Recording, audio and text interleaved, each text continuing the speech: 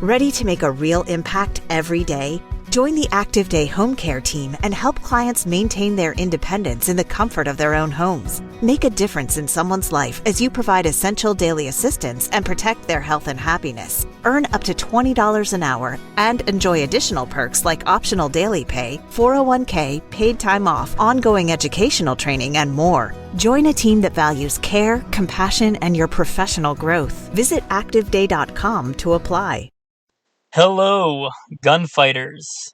Young gunfighters, seasoned gunfighters, gunfighters of all ages. Welcome back to Gunfighter Life, the podcast where we talk about gunfighting the right way, with God at the center, with Judeo-Christian values and worldview and real-world first-hand experience. We'll roll into the bio and the topic. Don't forget to like, subscribe, leave a review of the podcast if you can. Hit some stars. Appreciate you. You heard the bio before, you can skip to generally around 3.5 minutes, and that'll get you pretty close to the body of the episode. First and foremost, I am a servant of God, a teacher, a preacher, a fisher of men. God is number one in my life, and everything that I do in this podcast is no different, and I don't apologize for that. A little bit about me in the background. I grew up, I guess what you would consider a heathen. Didn't grow up a Christian, but I grew up in the southeastern United States, what most would consider very poor. Hunting and fishing and shooting. Joined the Marine Corps at 17, did a couple of combat tours in Iraq. After my combat tours in Iraq, I was an urban warfare instructor for the United States Marine Corps under Mojave Viper. I also served in law enforcement for several years in L.A.P.D. I worked patrol assignments and more specialized assignments, where by God's grace, He got me through some nasty places in this world of war zones and some of the nastiest streets in the country. Not because I am better, because God chose to have mercy on me and had a purpose for me, and I'm thankful for that. After my time in law enforcement, I was a private contractor for federal government, for a 3-letter government agency I won't specify, doing private contracting work. I'm very much involved in guns and gunfighting. I also served in the U.S. Army, both full-time and part-time National Guard. I should say my primary MOS is in both branches of the military or infantry, as of one sort or another. Specialized infantry in the Marine Corps and an MOS that no longer exists.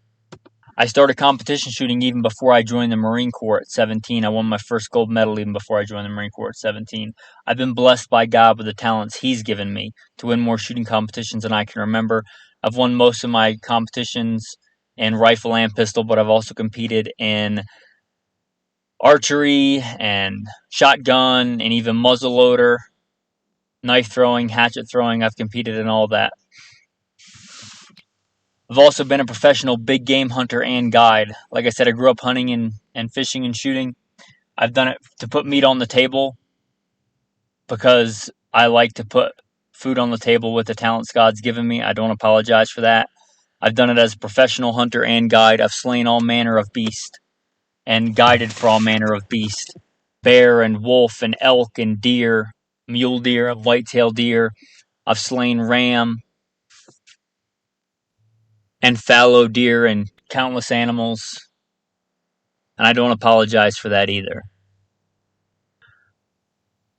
F.B.I. certified, firearms instructor, N.R.A, and a bunch of other 3-letter government agency certifications. Blessed be the Lord my rock, who trains my hands for war and my fingers for battle. Psalm 144. I've been blessed to be the commander of a tactical team, an S.R.T special response team in a large metropolitan area, where our primary job was to stop active shooters. But again, first and foremost, I'm a servant of God, called by God to share the good news, a teacher, a preacher, a fisher of men.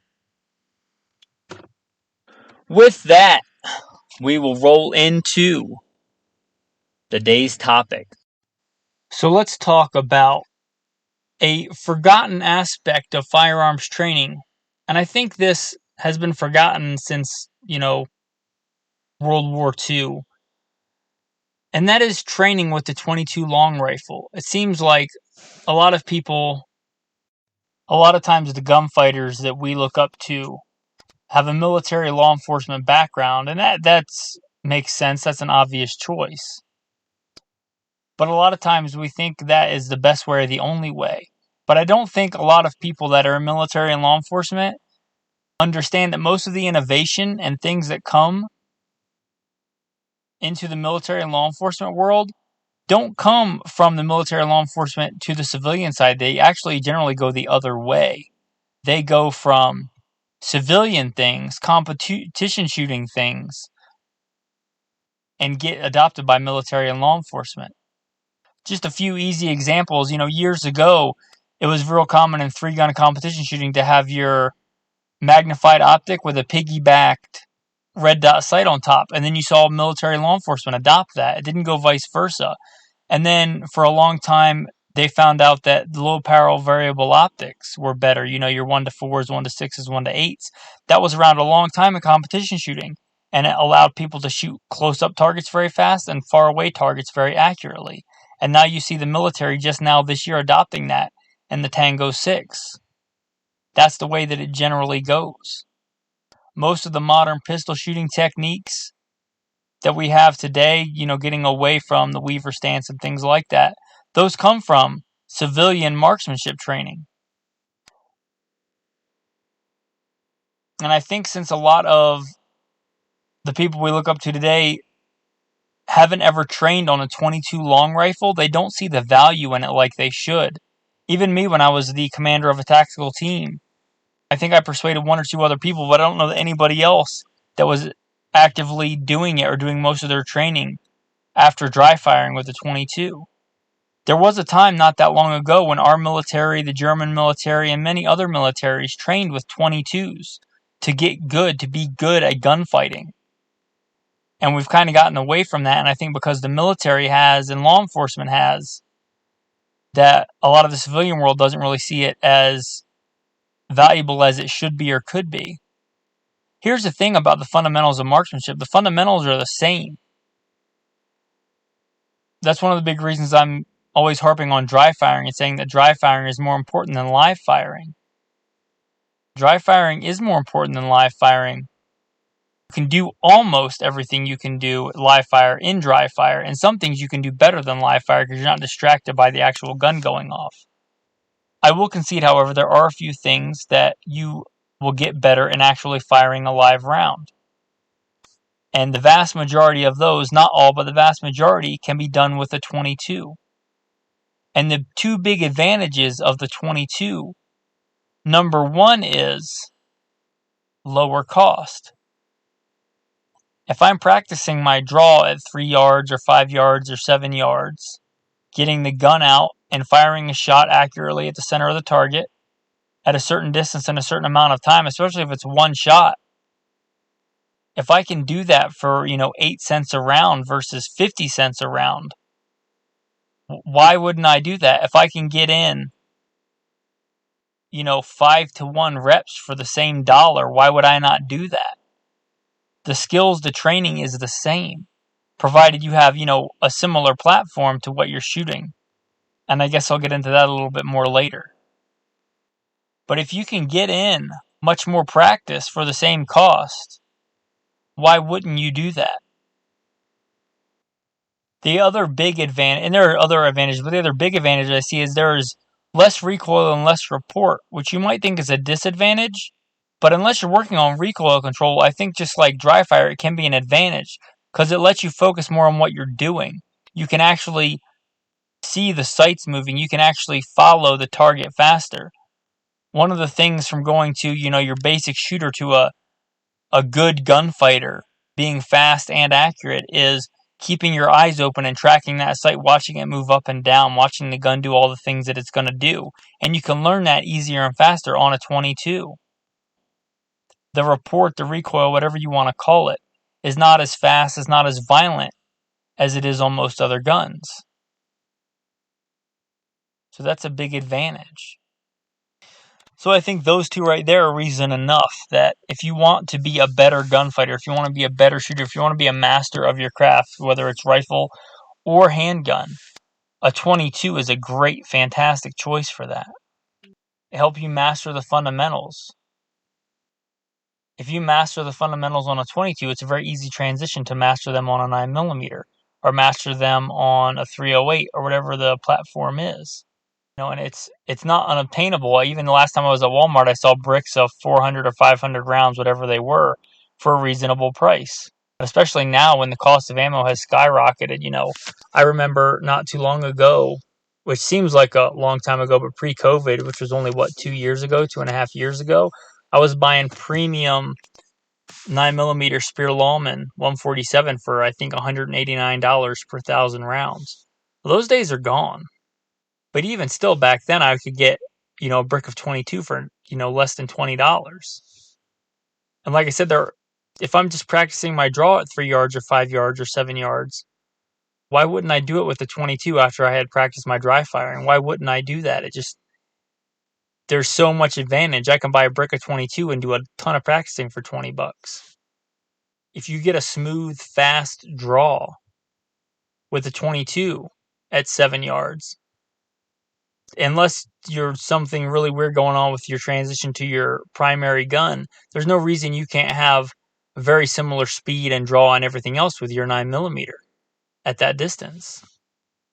If you go out and set up, your old school metal Folgers coffee can or similar at 200 or 300 yards and practice getting in a good prone or kneeling or sitting position and getting shots off on that with your Ruger 1022 or your CZ Bolt Action 22 rifle, you can go become a master rifleman with the 22 and do a very easy transition to, your SCAR 17 or your AR or whatever it is.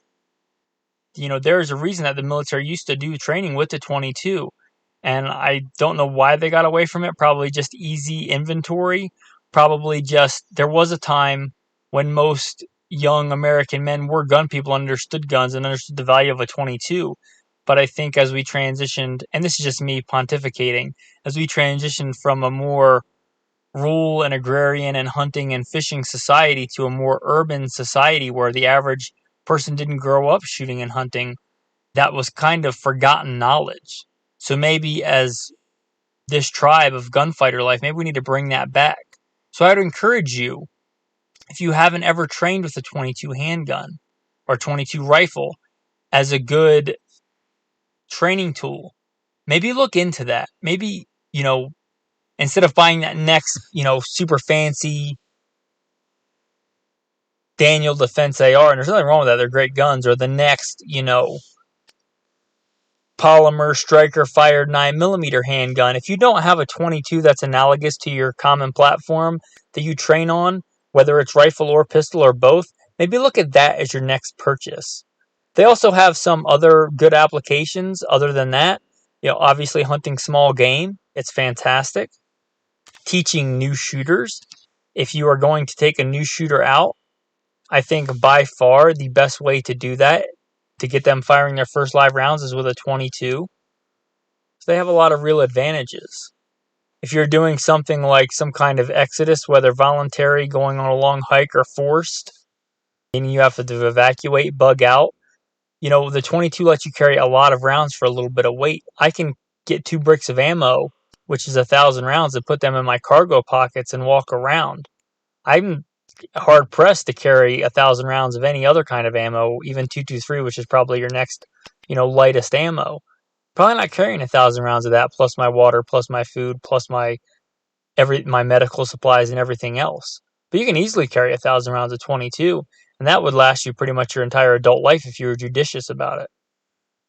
So the 22 has a lot of other really good advantages.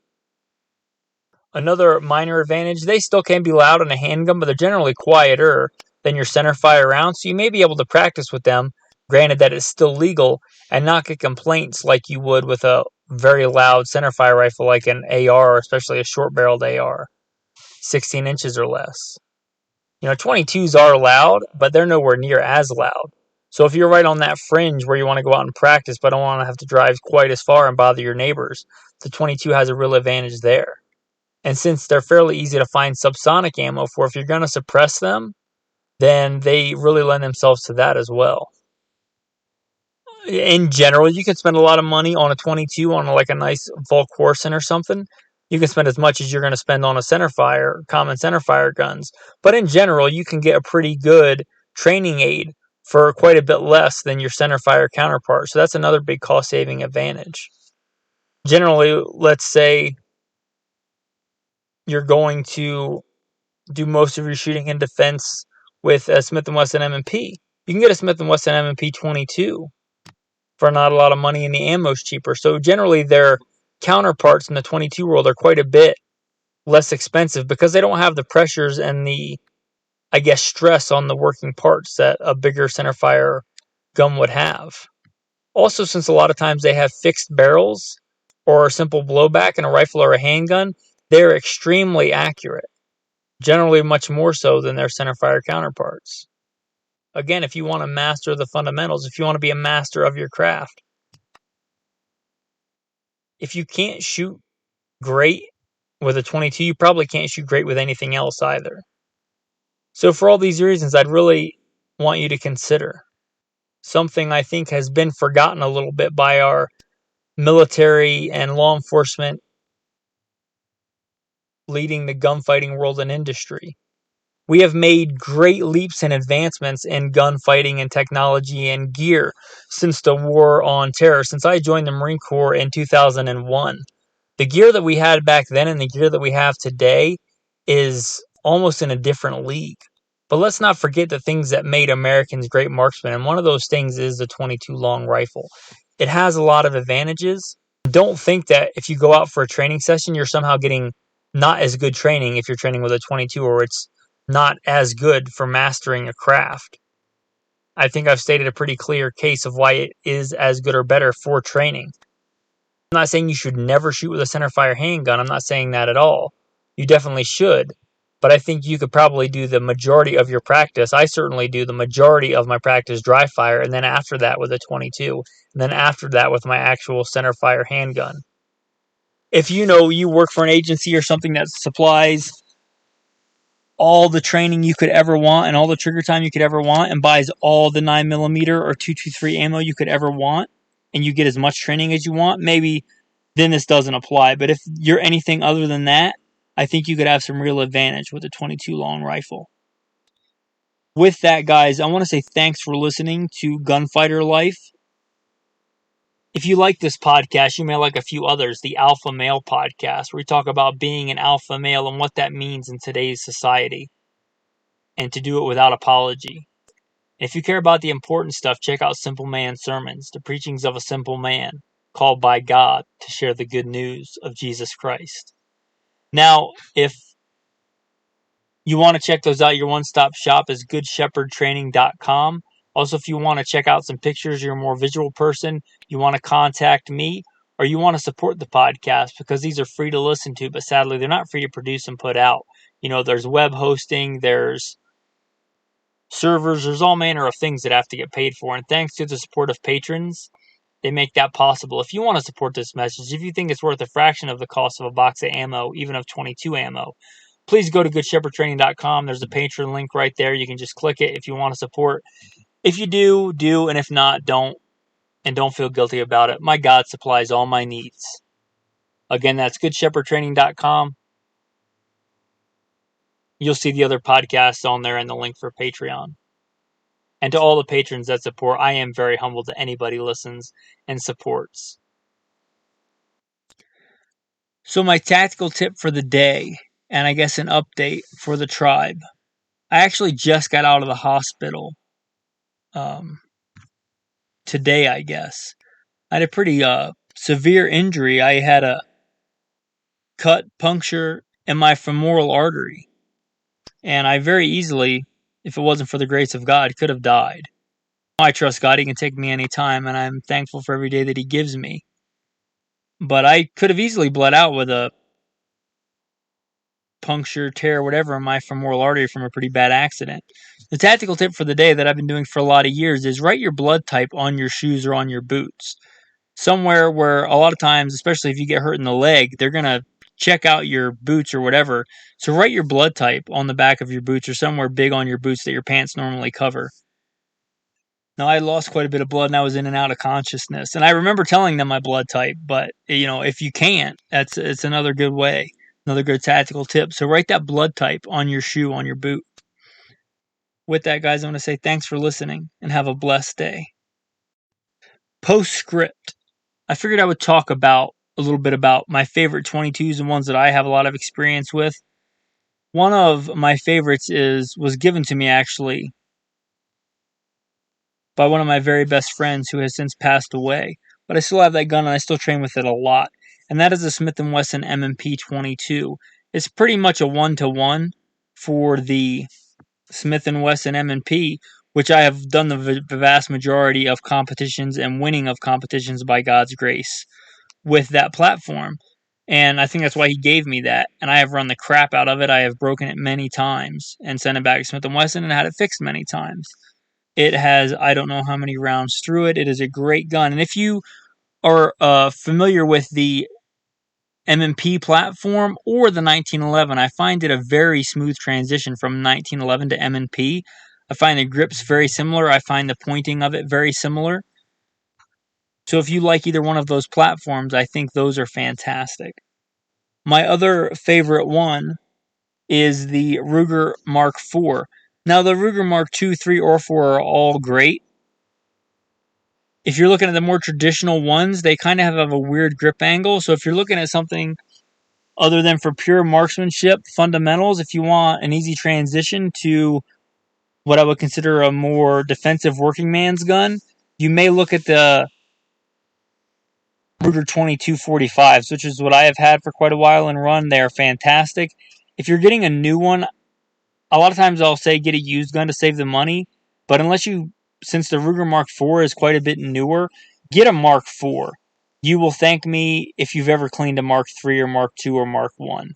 Those things are great guns. They shoot well, but they are not intuitive to clean, and you can spend a lot of time trying to disassemble and even worse, reassemble those. The Mark IV is an engineering marvel in ease of cleaning and maintenance.